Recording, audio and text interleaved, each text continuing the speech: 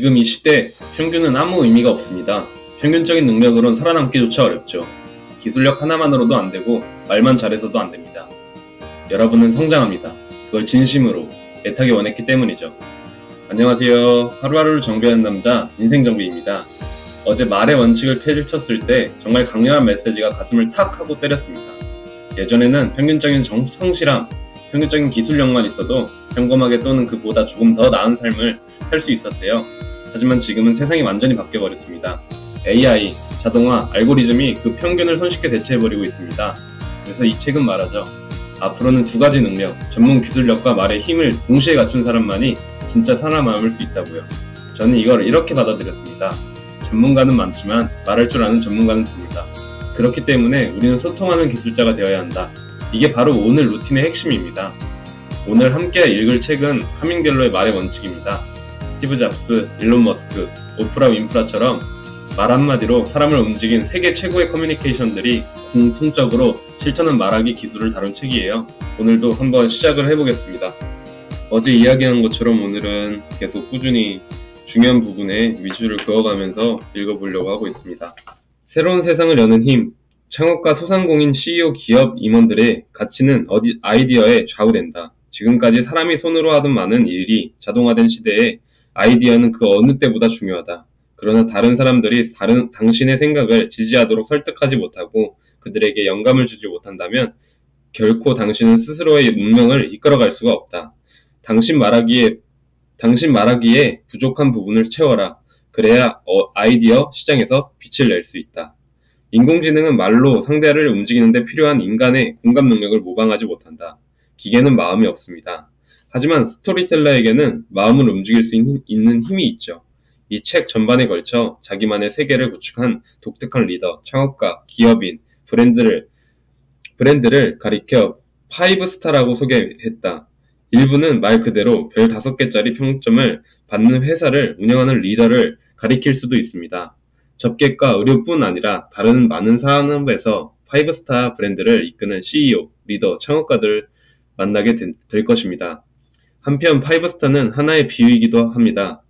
어중간한 수준에 머물러 있다가 정상으로 뛰어오른 세일즈 스타들, 거듭 동료들을 앞질러 승진하는 사람들, 경쟁이 심한 분야에서 최상위 1%에 들어간 경영자들, 전체 사업 범주를 완전히 탈바꿈시킨 CEO들, 창업 투자사의 투자를 받아 0.5%의 신생기업을 만든 창업가들이 이에 속합니다. 세계적으로 인정받는 기업 뒤에서 있는 투자자들은 물론이고 의사소통 능력 덕분에 큰 진전을 이뤘다고 말하는 테드 강연자, 과학자, 브랜드 전문가, 억만장자들 역시 빼놓을 수 없습니다. 이들에게서 자신의 생각을 알리는데 활용하는 구체적인 기법들을 배울 것입니다. 와튼스쿨 철학과 교수인 애덤 그랜트가 주장한 대로 독창성을 얻기 위해서는 통념을 거스를 줄 알아야 한다. 독창적인 사람들은 공통의 장애물, 즉 현재 상태를 유지하려는 인간적 편향을 뛰어넘어야 한다. 새로운 생각을 알리거나 변화를 제안할 때 청중은 회의적인 반응을 보일 가능성이 높다고 합니다. 그런 사람들의 당신의 이상을 지지하도록 설득하지 못한다면 당신의 경력, 회사, 산업 혹은 세계가 그 혜택을 누리지 못하는 타격을 입을 것이다. 독창적인 생각을 개발하고 그 생각을 효과적으로 알리는 능력은 지금보다 나은 미래를 위해 연마할 수 있는 최고의 무기가 된다고 합니다. 불확실성의 시대에는 우리가 누구인가를 잊지 않는 것이 중요하고 3000년 전 폴리네시아의 모험가들은 카누를 타고 섬을 떠나 수천 킬로미터를 향해 한 끝에 피지, 하와이, 뉴질랜드 그리고 남태평양에 있는 수백 개의 섬에 정착했습니다. 그들에게는 지도나 나침반 혹은 GPS가 없었죠. 대신 그들의 별을 보고 위치를 파악했습니다. 길찾기의 핵심은 어디서 출발했는지 기억하는 것이다. 어디서 왔는지 알면 어디로 가는지 알 수 있다고 합니다. 그들은 왜 목숨을 걸고 고향을 떠나 먼 모험길에 올랐을까요? 비행기로 5시간이면 가는 그 길을 당시 작은 카누로 가려면 꼬박 한 달이 걸렸다고 합니다. 그럼에도 갔다면 분명 그들에게는 강력한 이유가 있었을 것이다. 기아였을까? 전쟁이었을까? 인구 과잉이었을까?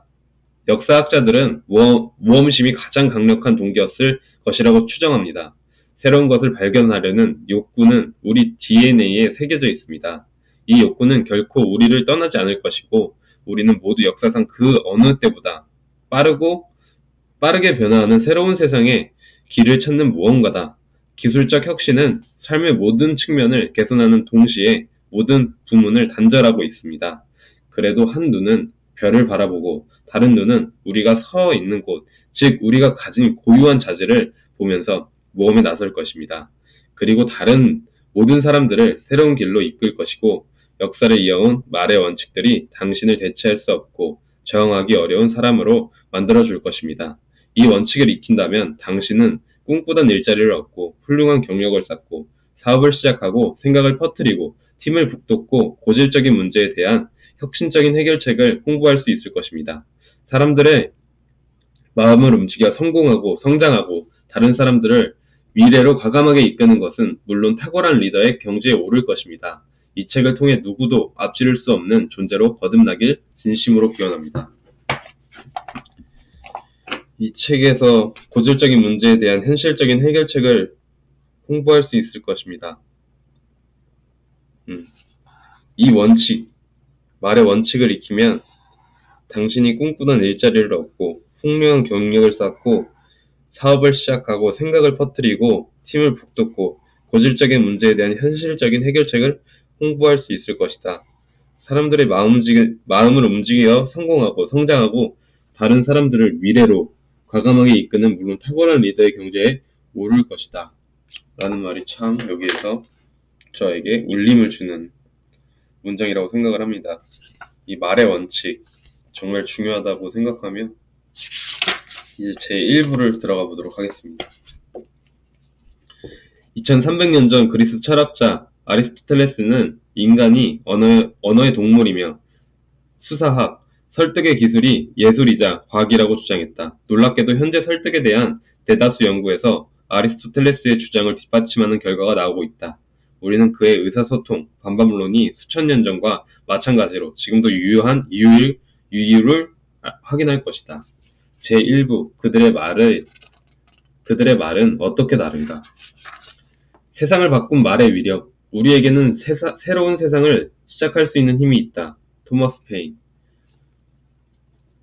알렉산더는 몸집이 작았으나 원대한 포부를 품고 있었습니다.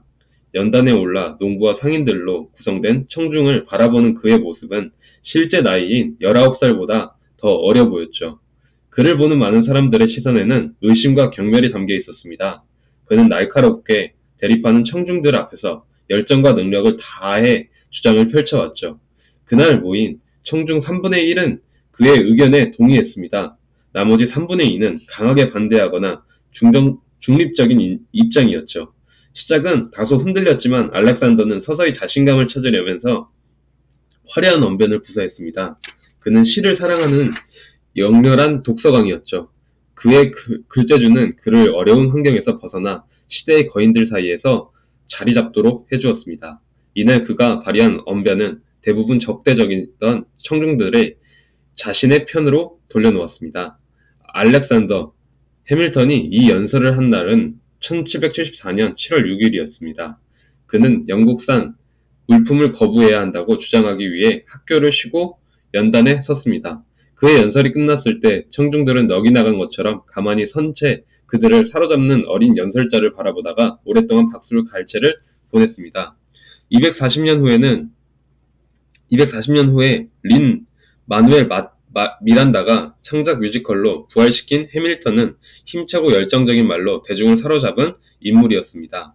역사가 론 천호에 따르면 어느 누구도 그처럼 분명하게 선지적으로 미국의 미래를 그린 적이 없었다고 한다. 해밀턴의 재능은 말과 생각을 결합하여 사람들의 상상력을 자극한 데 있었습니다. 해밀턴은 토머스 제퍼슨, 토머스 페인, 세뮤얼 애덤스, 그리고 독립전쟁 시기에 다른 뛰어난 저술자나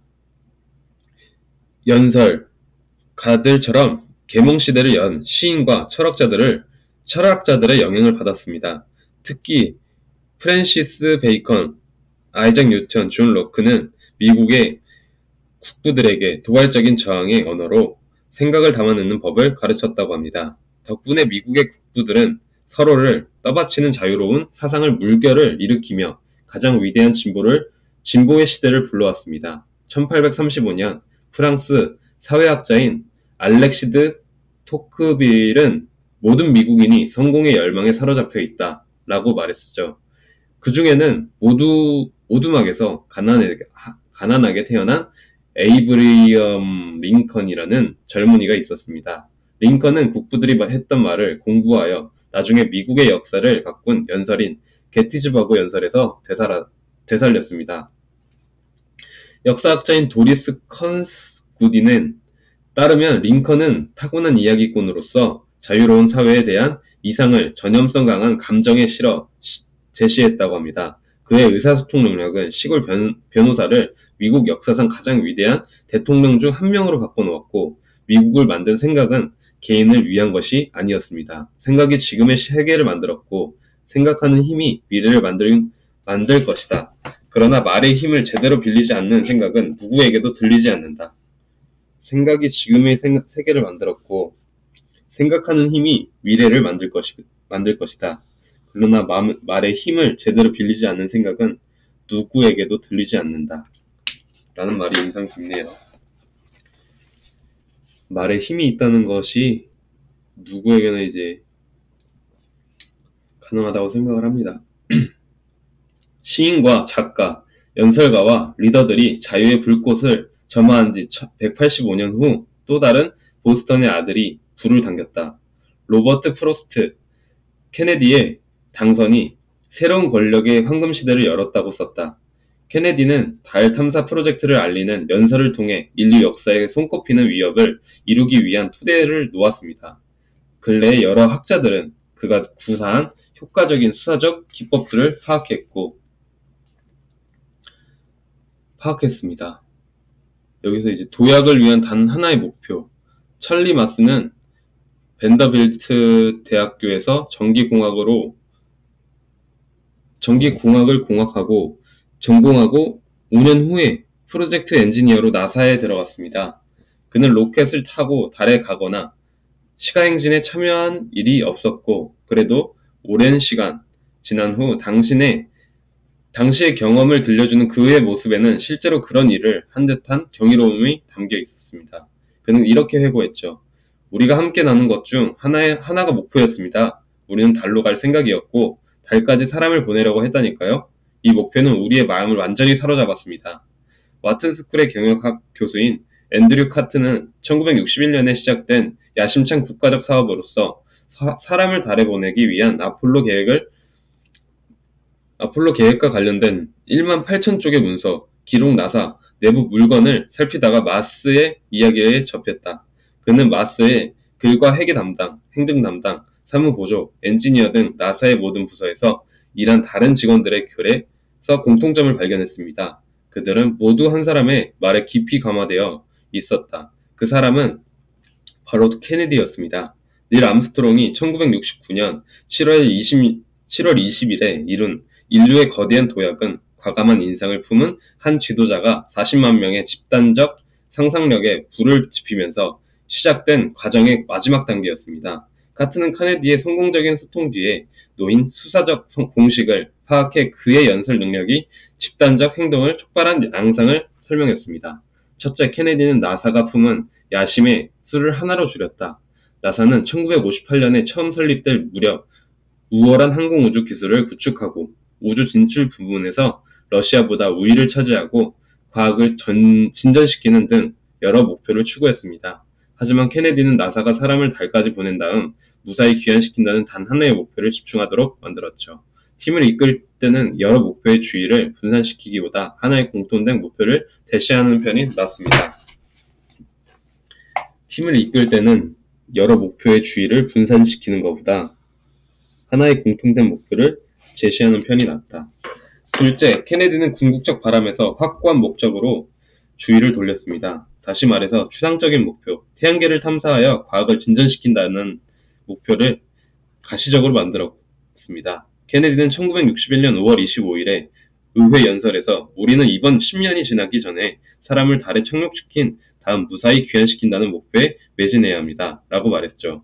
이 말은 확고한 목표와 함께 구체적인 기한까지 제시했고, 셋째, 케네디는 일상 업무를 확고한 목적과 연결하는 이정표를 제시했습니다. 그가 제시한 이정표는 세 갈래로 나뉜 단계별 계획이었고, 머큐리 계획은 우주 비행사를 지구 궤도로 보내기 위한 것이었습니다.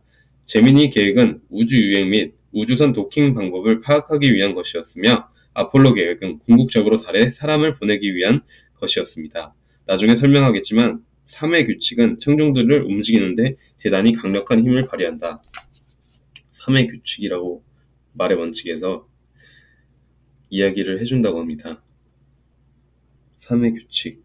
넷째, 케네디는 은유와 유추 그리고 독특한 비유를 통해 목표의 의미를 강조했습니다. 특히 그는 언어학자들이 개념 구체화라고 말하는 드문 기법을 잘 활용했습니다. 이 기법은 구체적 사건을 추상적 바람과 한데 묶는다. 즉 추상적인 것과 구체적인 것이 하나가 된다고 합니다. 케네디는 1962년에 라이스 대학교의 연설에서 이렇게 말했습니다. 우주는 저기에 있고 우리는 거기에 오를 것입니다. 달과 행성들이 저기에 있고 지식과 평화를 위한 새로운 희망도 저기에 있습니다. 이 말은 지식, 평화, 탐험 같은 추상적 개념에 실질적인 자리를 부여했습니다. 이 네 번째 요소는 막강한 설득력을 지닌다고 합니다. 케네디의 소프트 스킬은 인류 역사상 최고의 위협 중 하나로 이어졌습니다. 그의 말은 나사 직원들에게 그들이 하는 일과 궁극적 목표가 단단하게 이어져 있음을 알려주었습니다. 그들은 바닥을 청소하거나 전기회로를 만드는 자신의 일이 따로 분리된 것이 아님을 깨달았죠. 그들이 하는 모든 일은 사람을 달까지 보내고 과학을 진전시키고 세상을 바꾸기 위한 노력을 일환이었습니다. 카틴의 설명에 따르면 케네디는 이런 식으로 나사 직원들이 자기 일에 더 큰 의미를 느끼도록 만들었습니다. 1960년 초에는 10년이 지나기 전에 사람을 달로 보낼 수 있다는 말을 믿지 않는 사람들이 더 많았습니다. 케네디는 팩트로만 사람들을 설득하지 않았죠. 감정을 같이 자극했습니다. 그는 아리스토텔레스가 말한 파토스와 로고스, 즉 감정과 논리를 결합했습니다. 감정과 논리를 결합했다. 그의 말은 정서적 호소를 통해 불가능한 것이 가능하다고 믿게 만들었습니다. 정서적 호소를 통해 불가능한 것을 가능하다고 만들었다. 회의론자들은 신봉자가 되었고 신봉자는 전도사가 되었습니다. 빌 게이츠는 이렇게 말했습니다. 무엇이 달 착륙을 역사적인 도전으로 만들었는지 기억하는 것이 중요하다. 이런 도전은 국민의 상상력을 자극하여 근본적으로 가능한 것에 대한 인식을 바꾸는 분명하고 측정 가능한 목표를 요구한다. 그래야만 더 안전하고 건강하게 강한 미래로 나아가는 길을 그릴 수 있다. 라고 이야기를 했다고 합니다. 오늘의 독서는 여기까지 하고요. 또 여기에서 중요했던 부분이 꽤 많은데 쉽게 넘어간 부분도 있는 것 같습니다. 이 소프트 스킬은 인류 역사상 최고의 위협 중 하나로 이어졌다. 이 소프트 스킬이 무엇일지 보는 그런 눈과 마음을 가져야 될 것 같습니다. 우주는 저기에 있고 우리는 거기에 오를 것이다. 달과 행성들이 저기에 있고 지식과 평화를 위한 새로운 희망도 저기에 있습니다.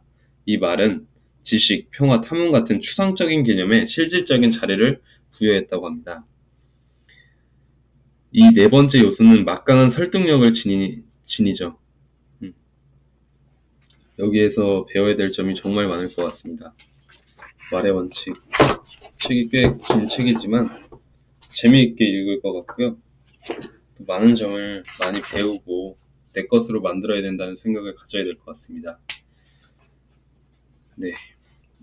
이제 제가 어제 이야기했던 것처럼 잠을 줄이지 않고 이렇게 제가 중요하다고 생각하는 모든 것들을 해내기 위해서 잠을 줄이면 그만큼 성과도 나오지 않고 제 컨디션에도 문제가 생기기 때문에 이 루틴을 계속 지켜나가기가 쉽지는 않을 것 같습니다.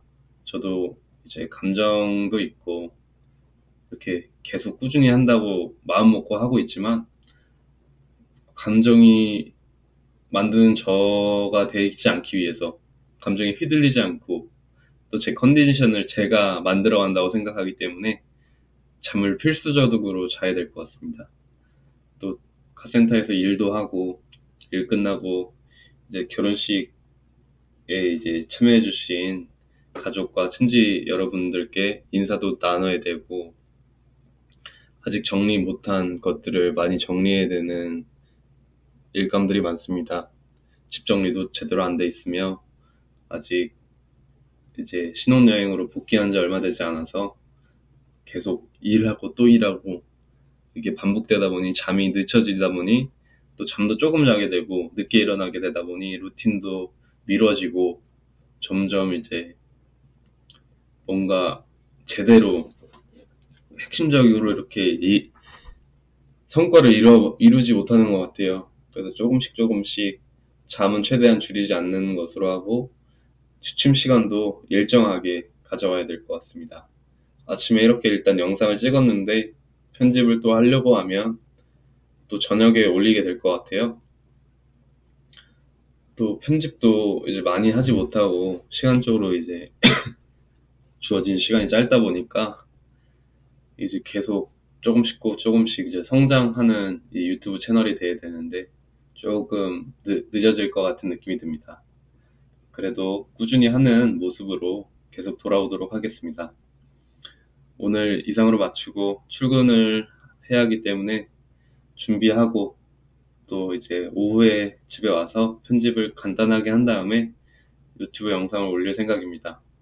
오늘도 시청해주셔서 감사합니다. 하루하루를 정비하는 남자, 인생정비였습니다.